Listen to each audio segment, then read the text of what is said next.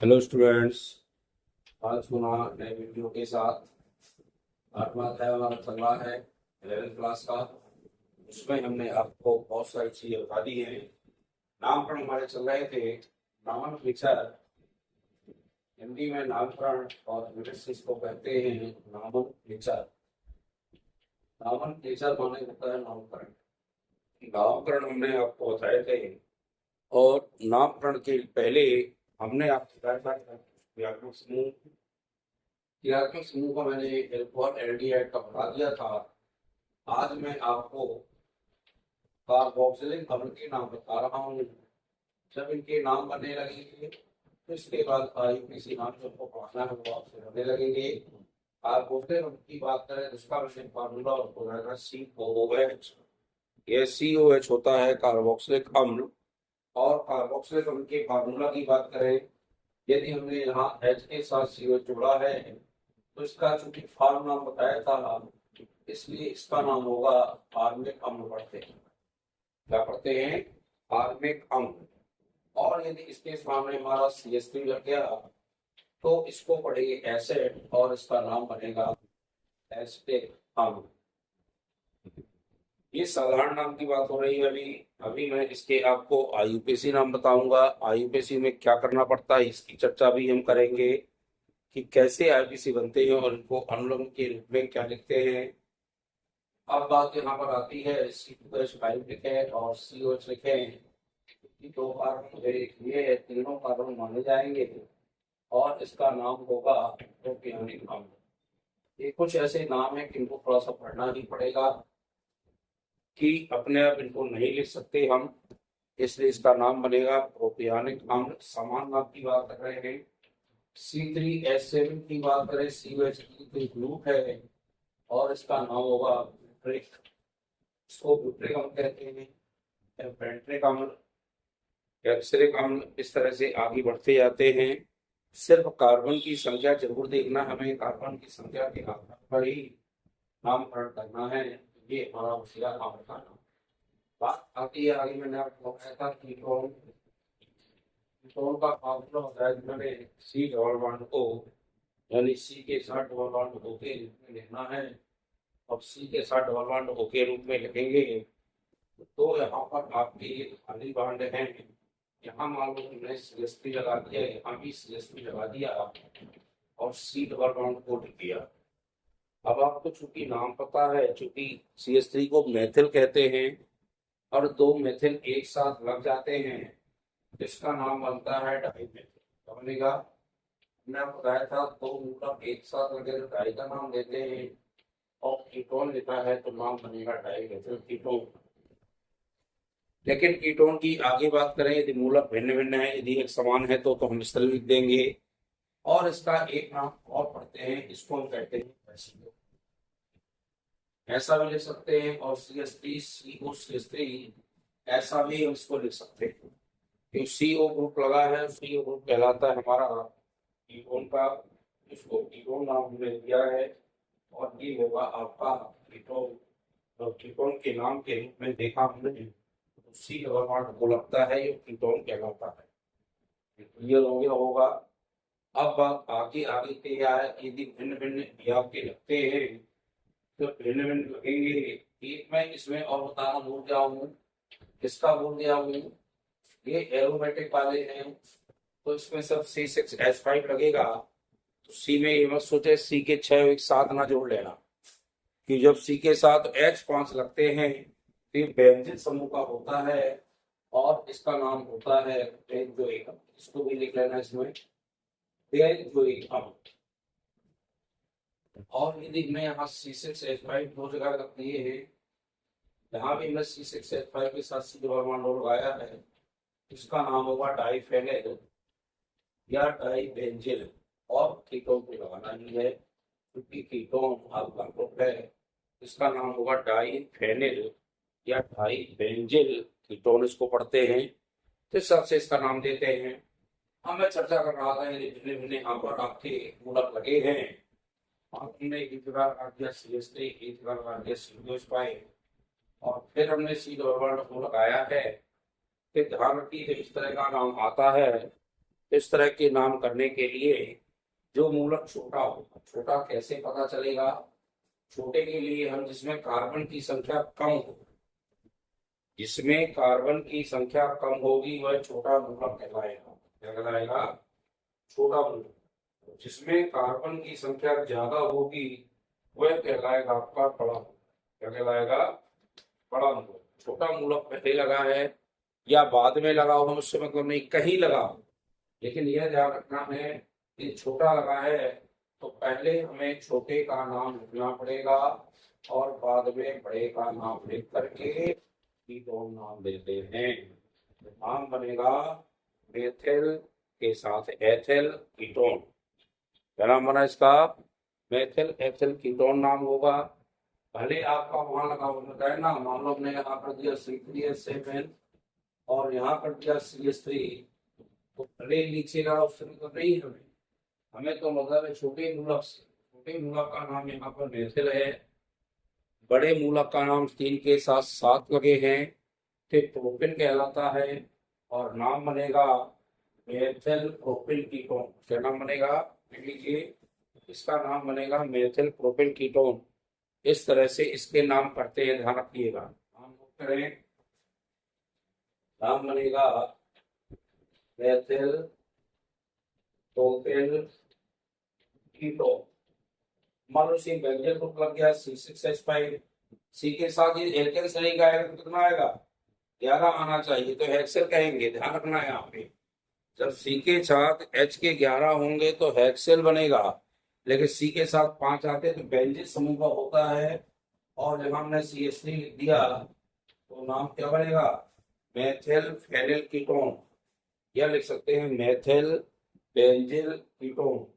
इस तरह से इनके नाम करते हैं, चाहे वो मेथिल हो चाहे फेनिल हो, कुछ भी हो, हमें इस तरह से नाम करना है। तो इसका नाम लिख लीजिए, मेथिल,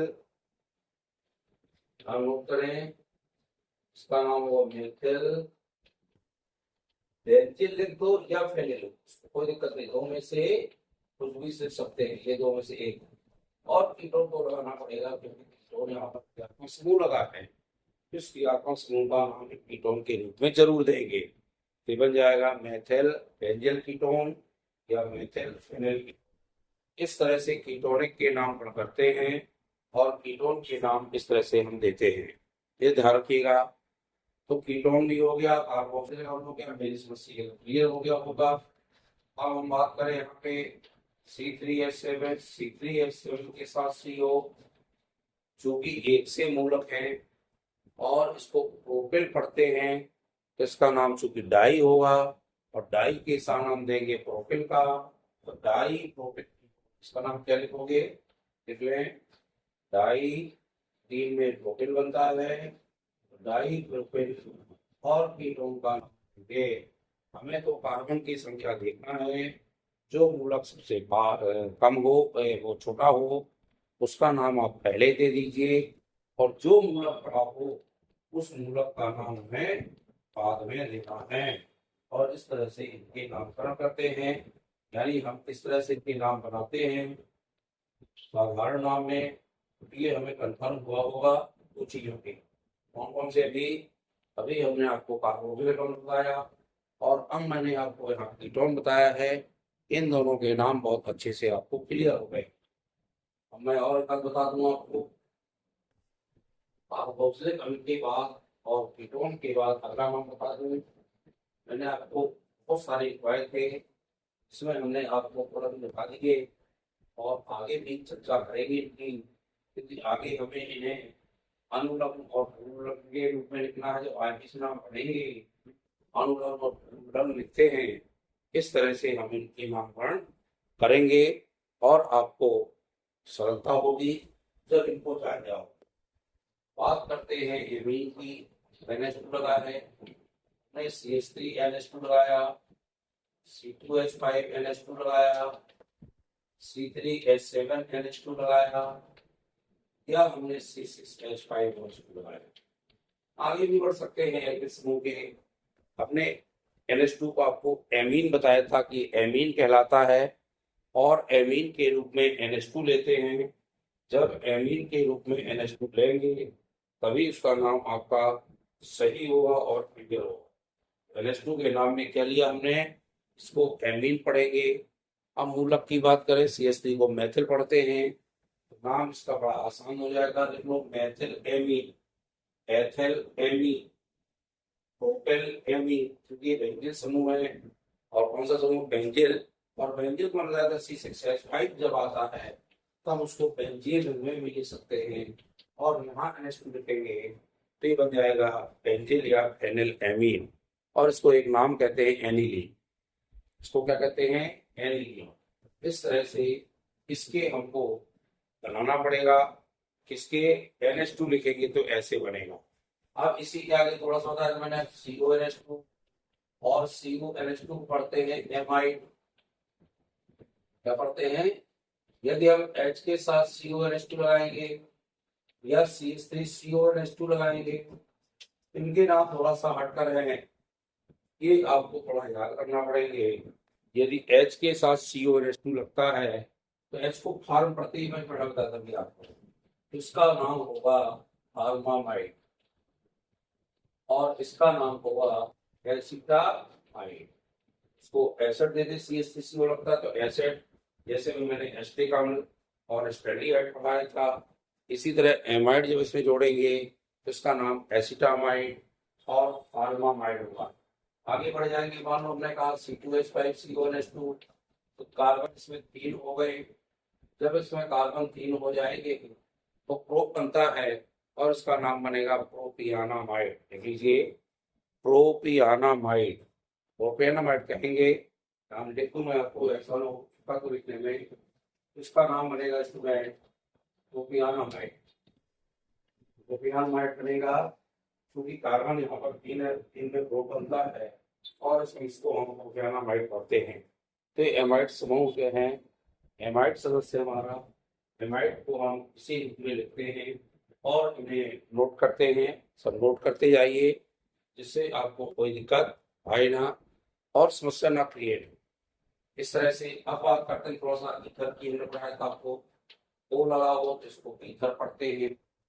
जब ईथर पढ़ेंगे तो ईथर के रूप में कोई भी मूलक लगाओ, जैसे कीटोन पढ़ा था अभी आपने, यहाँ CH3O और CH3 या C2H5O C2H5, या हम कहें C2H5O और इस तरफ CH3, या कहते हैं C6H5O और CH3, या कहते हैं C6H5 CF6H5। तो इस तरह से कोई भी आता है तो हम लगाने के लिए तत्पर हैं।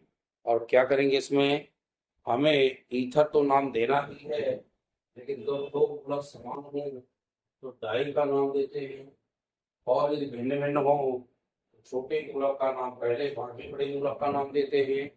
उसी क्रम से इनके नाम कर दीजिए, क्योंकि 2 मैथिल दिए हैं तो इनको डाई मैथिल कहेंगे। क्या कहेंगे, डाई मैथिल ईथर। ईथर नाम बाद में देंगे, तो ईथर तुम्हारा क्रियात्मक समूह है, तो डाई मैथिल ईथर बनेगा। ये चूंकि एथिल लगा है तो इसका नाम डाई एथिल ईथर बनेगा। यहाँ एथिल मैथिल लगे दोनों, पहला छोटा मूलक कौन सा है, मैथिल का है, मैथिल एथिल ईथर बनेगा। ये चूंकि मैथिल छोटा है, मैथिल पेनिल, पेनिल है। C6H5 को देख करके ये ना पढ़ लेना कि हेक्सेल पढ़ लो। हेक्सेल तभी होगा जब C के 6 और उसके साथ H के 11 होंगे, तभी हेक्सेल माना जाएगा। ये है मैथिल फेनिल या बेंजील ईथर। ये चूंकि दोनों फेनिल लगे हैं तो डाई फेनिल या डाई बेंजील ईथर भी नाम दे सकते हैं। इस तरह से इनके नाम रखते हैं। अभी ये सामान्य नाम की चर्चा हो रही थी, किस तरह से हम सामान्य नामों को बनाते हैं, तो सामान्य नाम आपको कन्फर्म हुए होंगे। ये ईथर का है। अब बात मैंने कहा था यदि एस बीच में लग जाए, इसी में बता दूं मैं आपको, एस, इनके स्थान में समय एस लगा दें, मान लो हम, एस का नाम क्या हो जाता, थायो। ईथर तो लगेगा ही, थायो ईथर लगेगा, और थायो ईथर थायो सब में लगा देंगे आगे। यदि आपके 2 मैथिल लगे हैं, डाई मैथिल, और एस लगेगा तो थायो ईथर। क्या बनेगा, थायो ईथर बनेगा। कहीं भी बीच में एस लगा होगा तो ग्रुपों के बीच में उसको थायो का नाम देते हैं और ईथर कहते हैं। इसके नाम थायो ईथर के रूप में बनेंगे और थायो ईथर कहलाएगा। क्या कहलाएगा, थायो ईथर। यदि हम दोनों के बीच में CH5 के बीच में S लगा देंगे तो डाई एथिल थायोईथर बनेगा, डाई एथिल थायोईथर। यदि हम प्रोपेन के बीच में लगाएंगे तो डाई प्रोपेन थायोईथर बनेगा। ऊपर जो लिखा है यहाँ मान लो हमने O हटाया और S लगाया तो यहाँ बनेगा डाई फेनिल, डाई फेनिल या डाई बेंजिल थायोईथर। थायो ही लगाना है हमको।